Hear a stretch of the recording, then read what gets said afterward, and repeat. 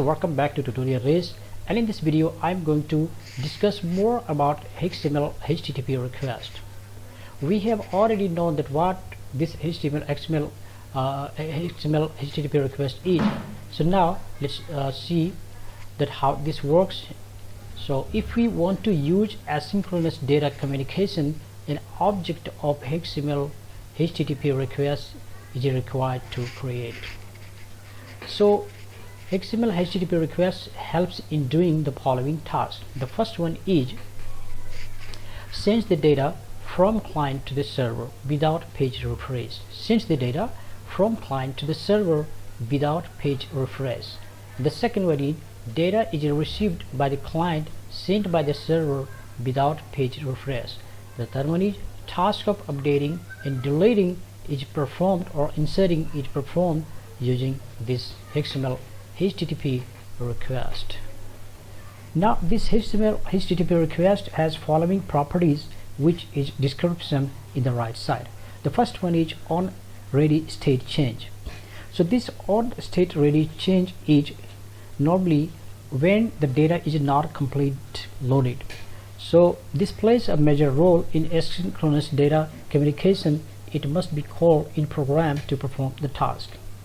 The next one is ready states. So there are different stages. Below 4 stages the data communication is performed. The first one is 0, that means unopened is not called. Second one is open is called but send is not called. The third one is header received send is called, the headers and status are available.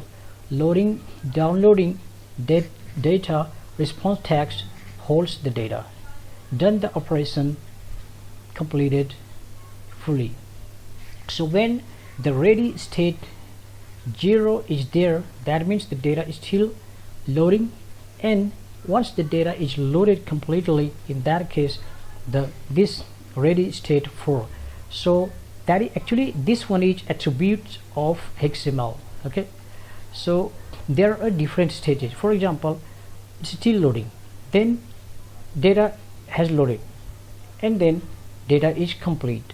So stage 4 means data is completely loaded, or the task is completely performed. The next one is status. So when the status is received from the server is okay, that means 200, that means okay. 403, that means forbidden, that means in server there is certain restrictions. If the data is not found, or the web page is not found, in that case it is 404. The response text. Response text is the text which is received from the server in text format, and response XML returns the response as XML. So these are the properties and description of this XML HTTP request. So that's it in this video, and stay connected. In the next video we are going, so far you have learned the theoretical part of this Ajax, but in the next video I'm going to show you the practical example of Ajax. So stay connected and must watch the succeeding video in the next video. So thank you for watching. See you in the next video. Bye bye.